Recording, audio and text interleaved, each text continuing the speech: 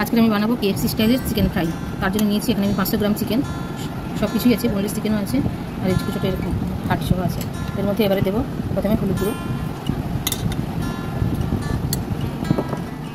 এবারে দেবো কালারের জন্য লঙ্কার গুঁড়ো,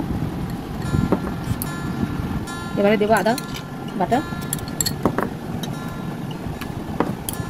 এবার দেবো রসুন বাটা, জিরে গুঁড়ো, অল্প নুন দেবো, এবারে দেবো একটু ভিনেগার দিয়ে এটাকে ভালো করে ম্যারিনেশন করে আমি 2 থেকে 3 ঘন্টা রেখে দেবো। তারপরে এটা ফ্রাই করবো। এটা যত বেশি মুখে মুখে রাখবো ততই এটা ভালো হবে।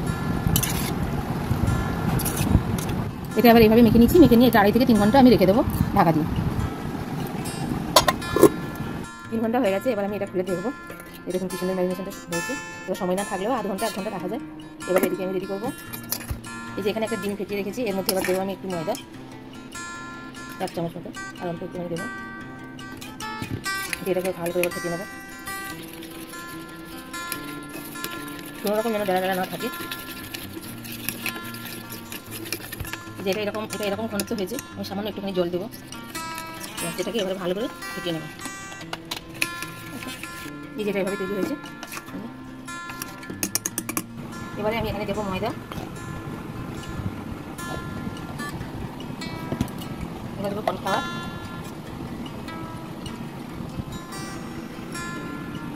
সামান্য একটু হলুদ গুঁড়ো, একটু লঙ্কার গুঁড়ো, অল্প একটু লবণ দেবো, ভালো করে মেখে নেবো। এবার আমি এই চিকেনগুলো নিয়ে এটার মধ্যে এমনি করবো করে কোট করে নেবো। আর একবার এইগুলোর মধ্যে চোবাবো, এটা চুবিয়ে এবার আর একবার কোট করবো, ডবল কোট করছি। আবার একটা নিয়েছি, এটাকে এভাবে ডিমের গলায় চোবাবো, আবার এই ময়দার মধ্যে কোট করবো।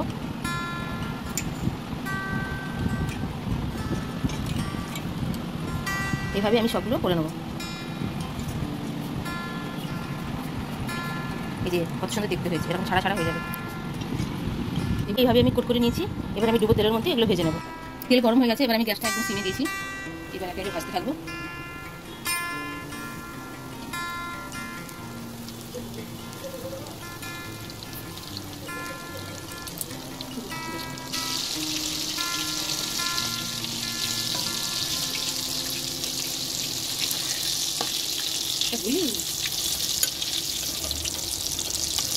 এইভাবে সবগুলো ভেজে নিতে হবে। এইভাবে আমি একে একে সবগুলো ভেজে নেব।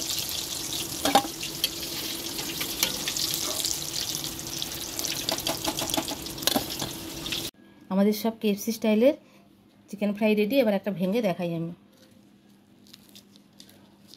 দেখুন কি সুন্দর হয়েছে, ভেতরে ভালো, খুব দারুণ সিদ্ধ হয়েছে, মুচমুচেও হয়েছে।